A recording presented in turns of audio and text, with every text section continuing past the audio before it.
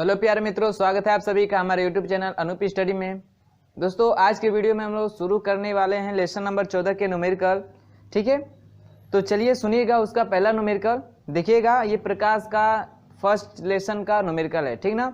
तो सुनिएगा, कह रहा है कि कोई मनुष्य, देखिएगा पहले ये भी बात सुन लीजिए, जो भी अब न्यूमेरिकल सॉल्व करने जा रहे हैं तो जो लोग जितने बच्चे हैं अगर इस प्रकाश के थ्योरी का वीडियो ना देखे होंगे तो वो जाके प्ले लिस्ट में इसके वीडियो देखकर फिर न्यूमेरिकल वाले वीडियो देखिएगा, ठीक ना।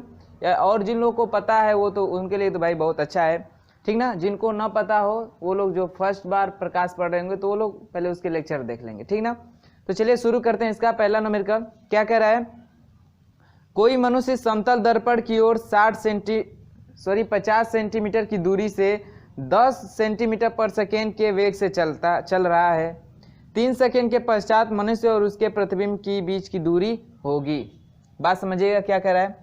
फर्स्ट क्वेश्चन में आप लोग डायग्राम बना लेंगे, जैसे कोई भी आप प्रकाश का परावर्तन अपवर्तन से क्वेश्चन सोल्यूशन करते हैं तो उसका आप सबसे पहले डायग्राम बनाइए, आपको क्वेश्चन समझ में आ जाएगा और सॉल्व करने में आसानी भी रहती है, ठीक ना। तो देखिए कह रहा है कि एक समतल दर्पण है, चलिए भाई समतल दर्पण बना लेते हैं, ठीक है। ये समतल दर्पण हो गया।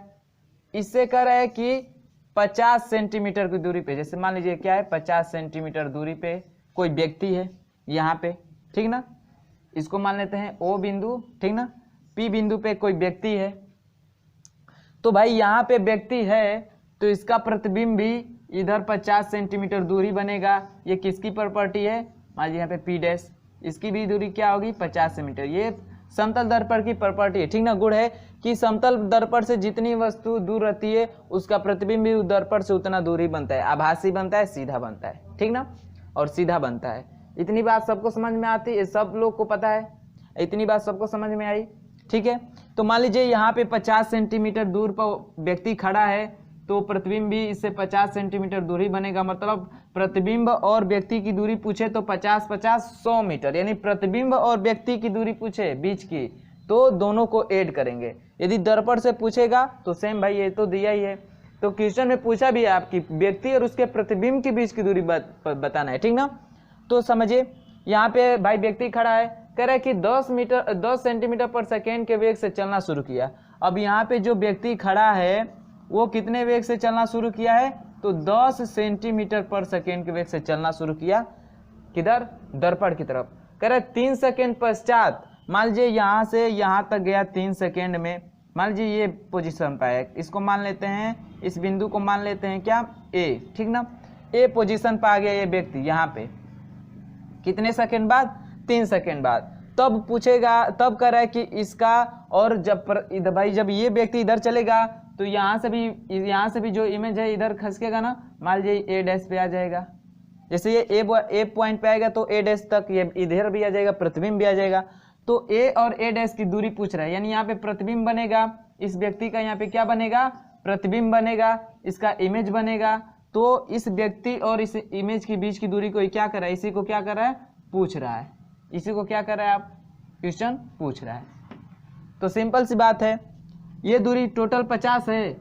यहाँ तक की दूरी निकालने के लिए क्या करना पड़ेगा, पहले तो P से A तक आने में कितना दूरी तय किया होगा ये व्यक्ति, वो निकाल देंगे तो मालूम चल जाएगा ना कि ये कितना दूरी पे है।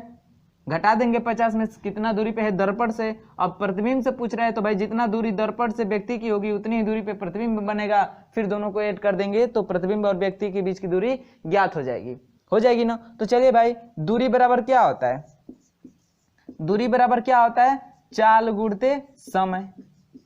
चाल गुणते समय, चाल दिया है कितना 10 मीटर पर सेकेंड के वेग से और समय दिया है कितना 3, तो कितना हो जाएगा 10 दिया 30, यानी 30 सेंटीमीटर दूर क्या चलेगा, व्यक्ति चलेगा। यानी P पॉइंट पे था तो 10 सेंटीमीटर पर सेकेंड के वेग से चलना शुरू किया तो 3 सेकेंड बाद कितना दूरी तय कर लेगा, 30 दूरी तय कर लेगा। तो बचेगा कितना, ये टोटल, अब ये दूरी यानी यहाँ से ये दूरी और ये दूरी कितनी बचेगी, 20 होगी ना। 50 में से 30 घटा देंगे तो 20 ही बचेगी ना। यानी अब जो व्यक्ति है उसका दर्पण से दूरी कितनी हो गई, 20 सेंटीमीटर। पूछ रहा है प्रतिबिंब से, तो भाई 20 सेंटीमीटर दर्पण से तो 20 सेंटीमीटर इधर भी बनेगा ना इसका प्रतिबिंब, समतल दर्पण की तो प्रॉपर्टी है कि जितनी दूरी पे रहता है दर्पण से उतना ही दूरी पे उसका प्रतिबिंब बनता है। तो अब 20 सेंटीमीटर यहाँ हो गया इसका दर्पण से दूरी, तो 20 सेंटीमीटर बाद उसका प्रतिबिंब बनेगा। तो अब आसानी से बता सकते हैं कि जो व्यक्ति है और उसका जो प्रतिबिंब है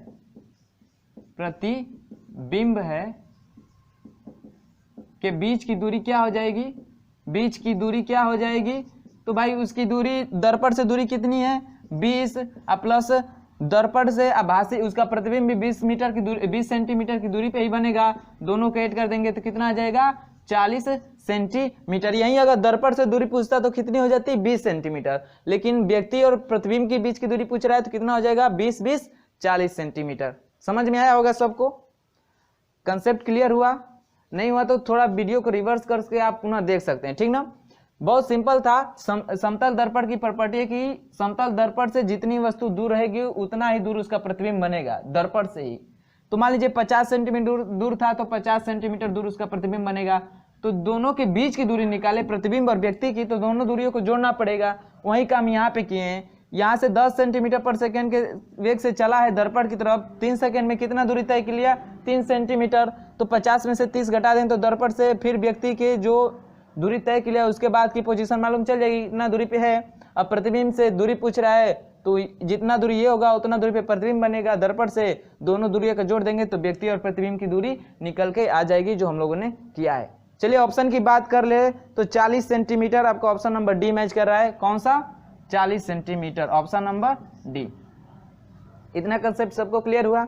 चलिए नोट करिएगा इसे, फिर हम लोग देखते हैं दूसरा क्वेश्चन। देखिए दूसरा क्वेश्चन क्या कह रहा है, कह रहा है कि यदि समतल दर्पण को 10 डिग्री घुमा दिया जाए तो परावर्तित किरण घूमेगी। ये भी हम लोगों ने पढ़ लिया है कि जब कोई समतल दर्पण हो उसको थीटा एंगल से घुमाते हैं तो जो परावर्तित किरण होती है वो 2 थीटा एंगल से क्या होती है, घूम जाती है।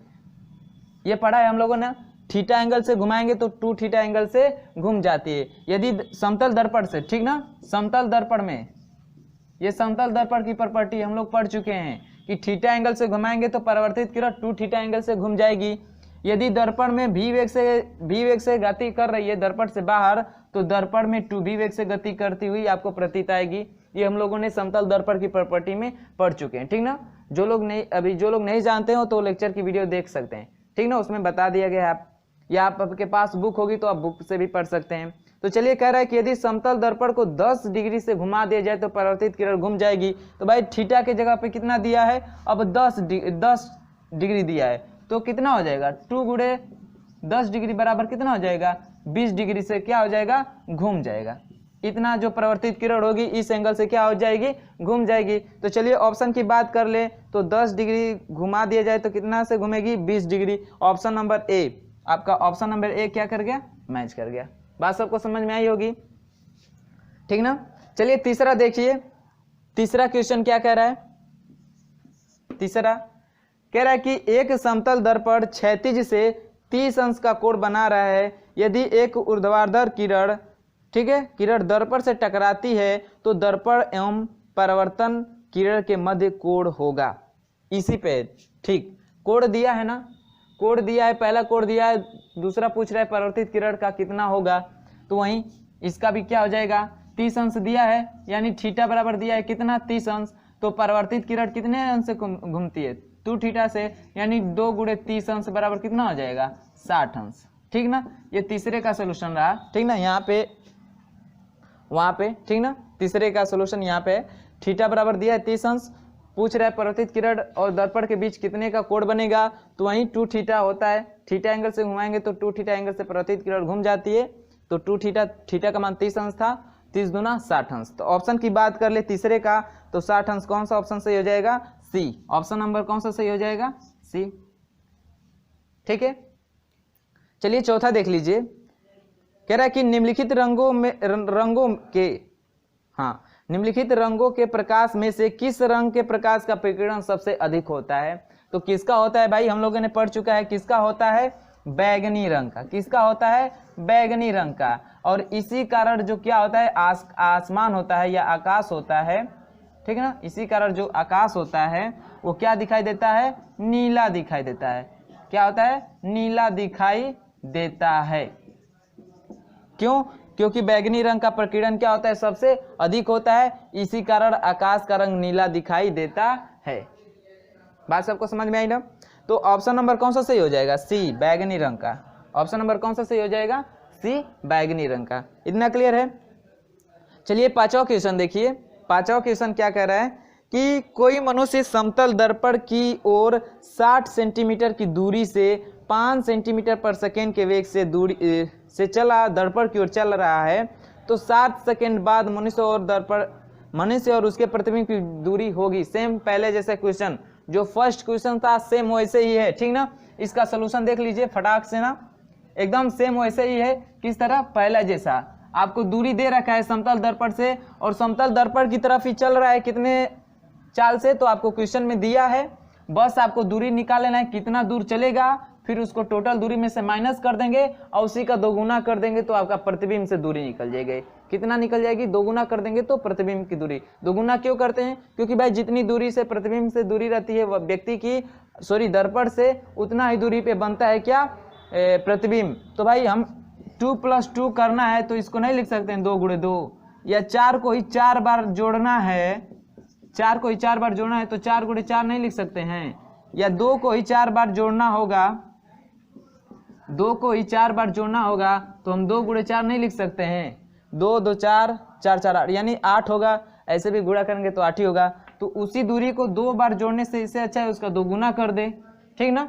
दोगुना कर दे। तो आपको क्वेश्चन में क्या दिया है, क्या दिया है कि कोई व्यक्ति दर्पण से, सेम पांचवा क्वेश्चन है ना, पांचवा क्वेश्चन है, तो पहले क्वेश्चन जैसे करना है, दर्पण बनाइए, दर्पण बन गया, इससे 60 सेंटीमीटर की दूरी पे, चलिए ये 60 सेंटीमीटर की दूरी पे व्यक्ति है, तो भाई इससे 60 सेंटीमीटर की दूरी पे ही क्या बनेगा, उसका प्रतिबिंब बनेगा ना, प्रतिबिंब बनेगा। चलिए वहां पे, यहाँ पे व्यक्ति है तो इसका प्रतिबिंब यहाँ पे बन गया है, ठीक है। अब कह रहा है कि अब ये दर्पण की तरफ 5 सेंटीमीटर के वेग से चल रहा है, यानी v बराबर दिया है कितना, 5 सेंटीमीटर पर सेकेंड के वेग से किधर चल रहा है, दर्पण की तरफ चल रहा है।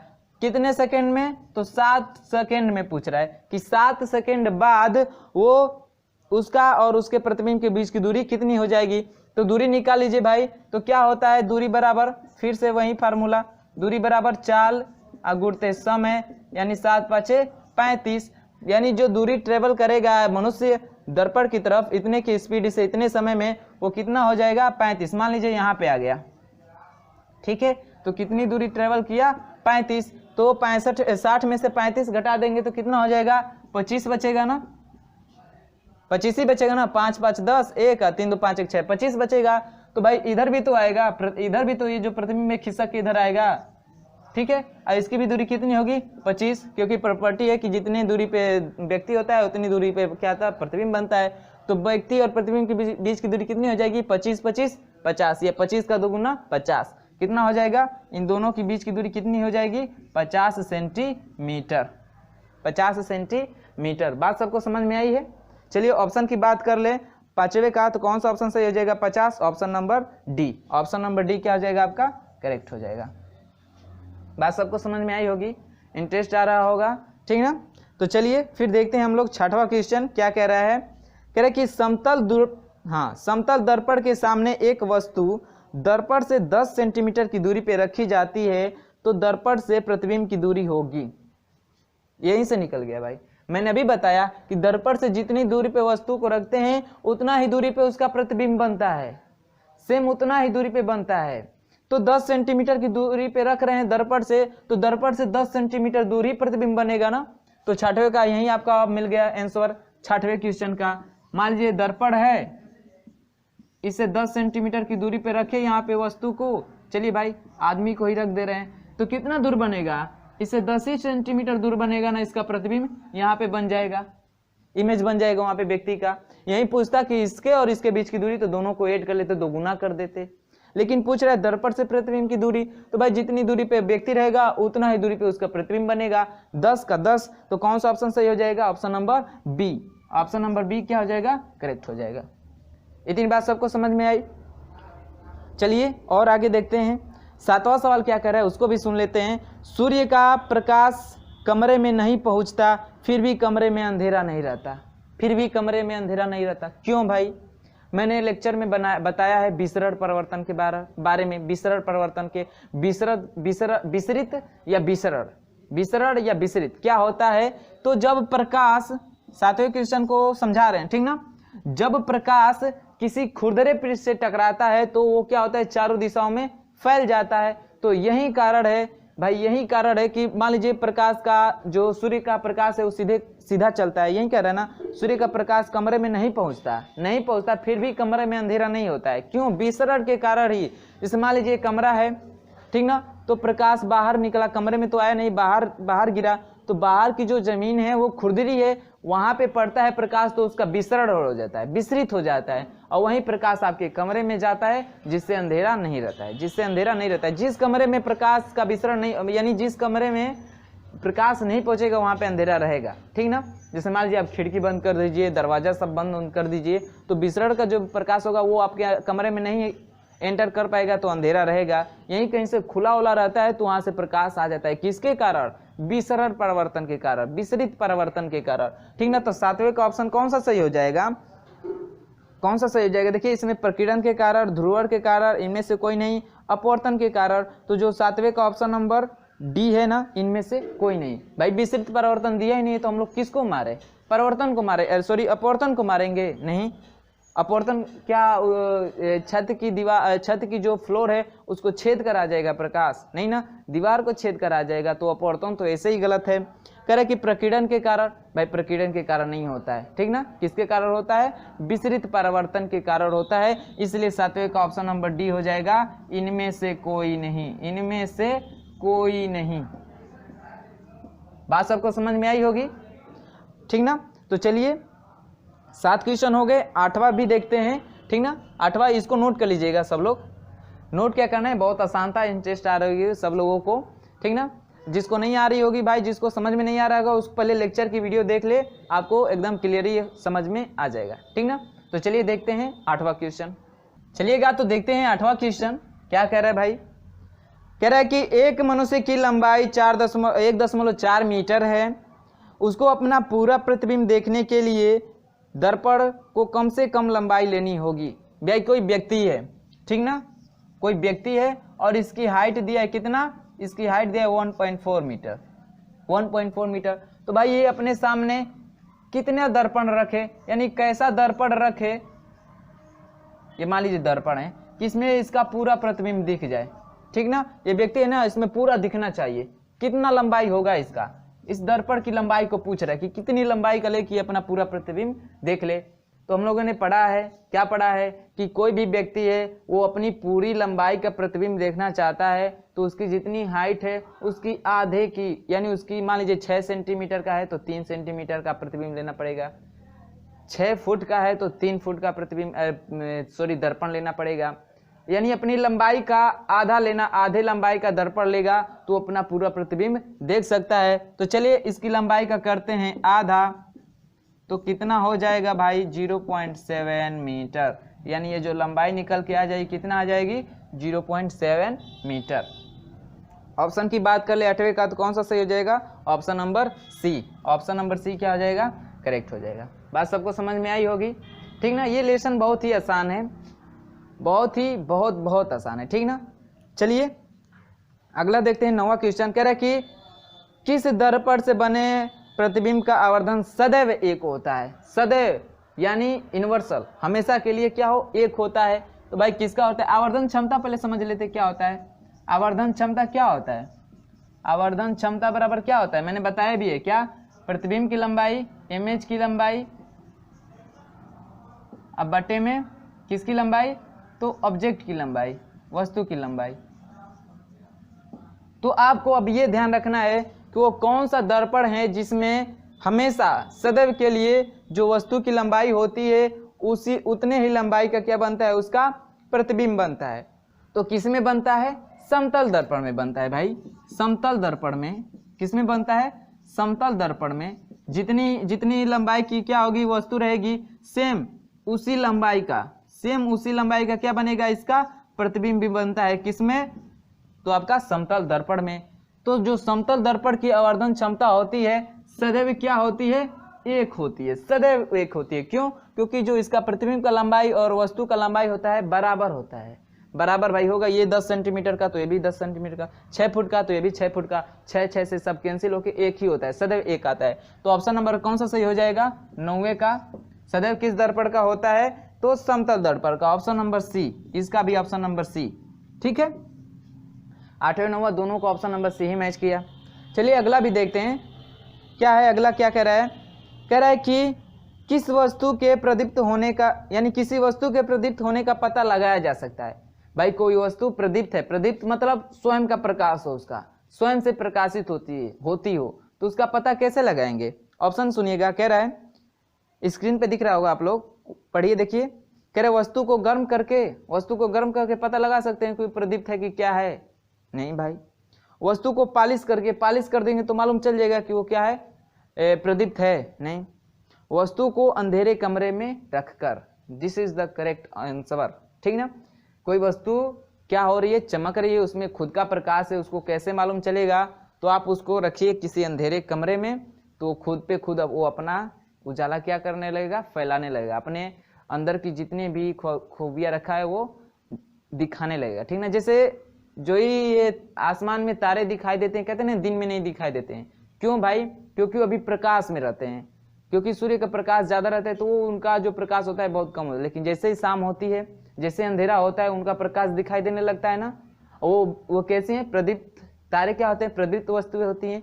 तो जैसे वो प्रकाश हटता है, अंधेरा होता है, तो वो दिखाई देने लगते हैं, तो कहते हैं हाँ भाई वो चमक रहा है, खुद के प्रकाश से चमक रहा है, वो प्रदीप्त वस्तु है। तो कोई भी प्रदीप्त वस्तु का पता लगाना है कि वो प्रदीप्त है कि अदीप्त है, तो उसको कहाँ रखना पड़ेगा, आपको अंधेरे जगह में रखना पड़ेगा, जिससे उसका प्रकाश दिखे। अगर प्रकाशित होगी, खुद का प्रकाश होगा तो दिखेगा, नहीं होगा तो नहीं दिखेगा। ठीक है, तो कैसे रखते हैं, उसका अंधेरे कमरे में रख के प्रदीप्त वस्तु का पता लगाया जाता है।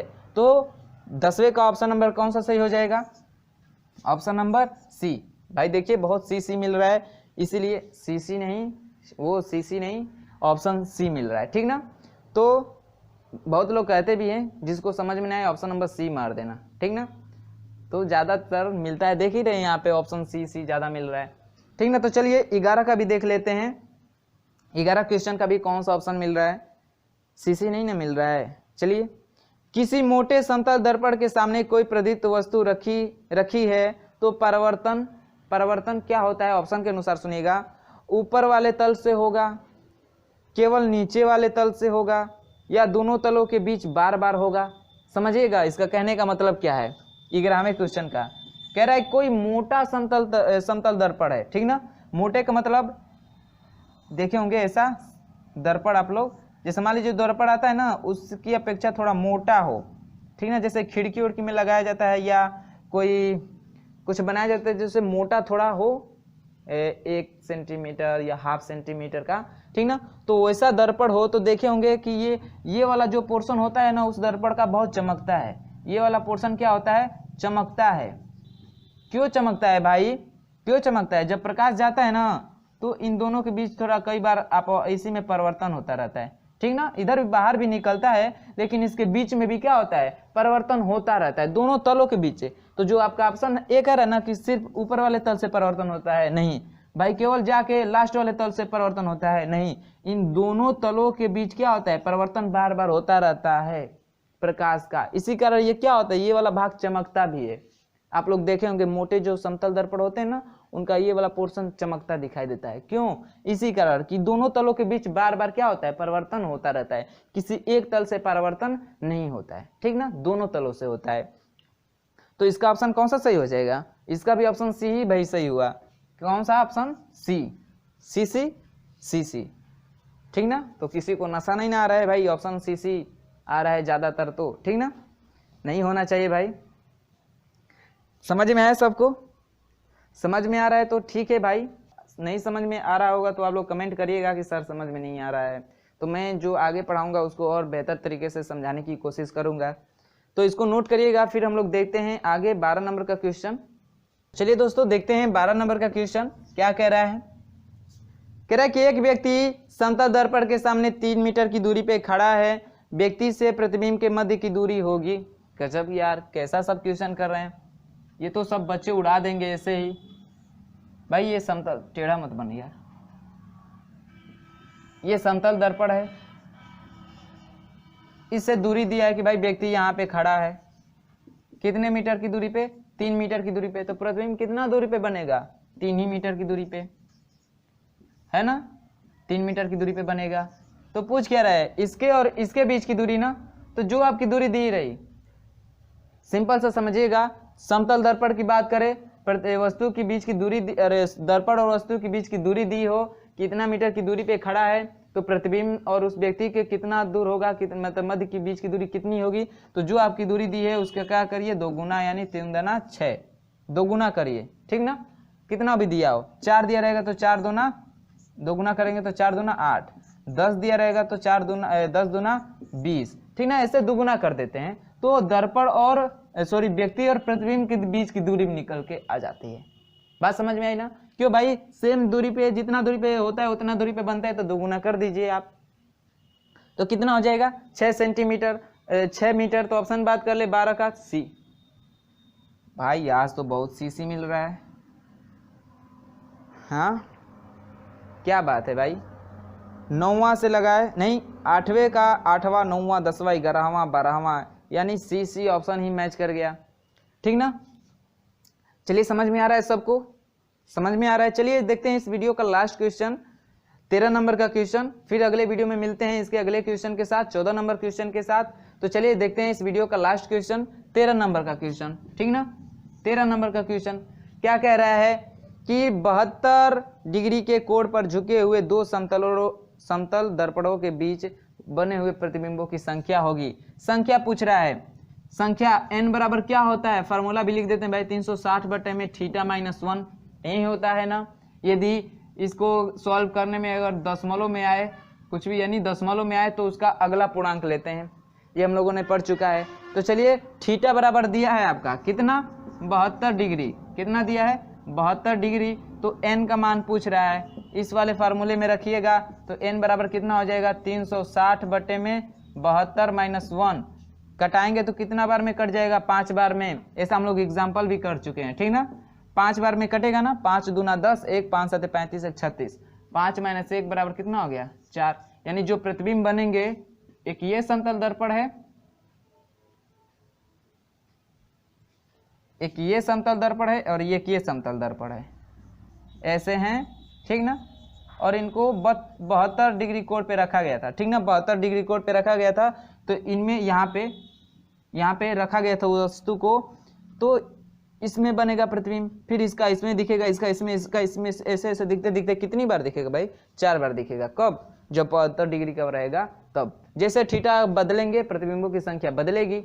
बात सबको समझ में आई होगी। जब ये ना पूरा ना कटे ना भाग, तो उसका अगला पॉइंट ले लेते हैं, अगला पूर्णांक ले लेते हैं। जैसे यही नहीं कटा होता, 5 दशमलव कुछ आ गया होता तो 6 लेते, 6 में से 1 को घटाते। ये 3 दशमलव कुछ आ जाता तो 4 को लेते, 4 में से 1 को घटाते, ठीक ना। तो इस बात को ध्यान रखिएगा कि जब भी यहाँ पे कटाने पे यदि दशमलव में भाग जाती है, तो उसका अगला पूर्णांक ले लेंगे। कौन सा लेंगे, अगला ले लेंगे, ठीक ना। चलिए, तो ये रहा इस वीडियो का लास्ट क्वेश्चन। यदि बच्चों वीडियो समझ में, क्वेश्चन समझ में आ रहा होगा, ठीक ना, वीडियो अच्छा लग रहा होगा, तो लाइक करिएगा और अपने दोस्तों में शेयर करिएगा। और जो लोग चैनल पे नए होंगे, वो चैनल को सब्सक्राइब करके, साथ ही बेल आइकन को प्रेस करके ऑल नोटिफिकेशन का ऑप्शन ऑन कर लीजिएगा। इससे क्या होगा, हर बार बताते हैं भाई कि इससे यही होगा कि आपको जितने भी हम लोग वीडियो अपलोड करेंगे, जब करेंगे, कभी करेंगे, तो उसके नोटिफिकेशन आपको तुरंत मिल जाएंगे, ठीक ना। तो चलिए मिलते हैं अगले वीडियो में क्वेश्चन नंबर 14 के साथ। तब तक के लिए बाय बाय।